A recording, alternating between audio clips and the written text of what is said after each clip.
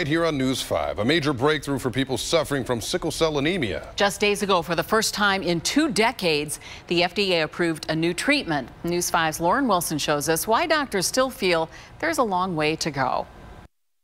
Doctors have known about this disease since 1910, but Endari is just the second medication to treat sickle cell anemia ever approved by the FDA.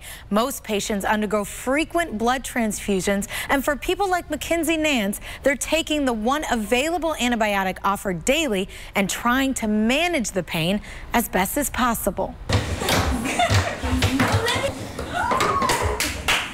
I feel like a normal 13-year-old girl. You know, I love to sing, I love to dance. Normal, but challenging. When Mackenzie was born, we was made aware that Mackenzie had sickle cell disease.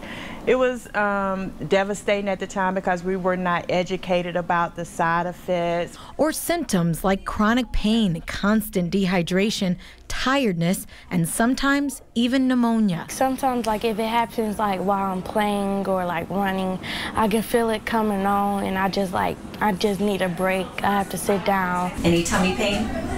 Here and there. Because your red blood cells go everywhere in the body, the effects of sickle cell disease are everywhere in the body.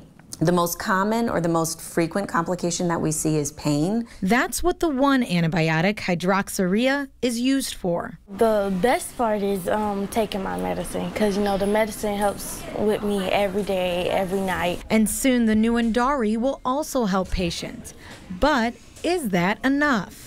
We're behind. You know, we really are behind where we should be. For example, a 2013 American Society for Hematology study found cystic fibrosis, another genetic disease that affects only 30,000 people here in the U.S., mainly Caucasian, has received 5 medications since 2010. But sickle cell disease, which affects 100,000 people, mostly African Americans, now only has 2. There's been a huge disparity where sickle cell disease has really not received the funding, support, the advocacy that it really deserves. The Nance family realizes they can't just wait on the medical community. So I'm passionate about getting the word out, making people aware of just knowing your status, whether you have a trait or not.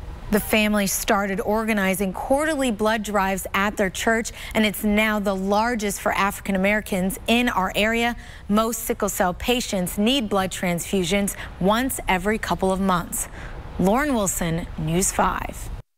And that'll do it for News 5 at 5. Rob, Danita, what's going on at 6? Well, frankly, it's a story.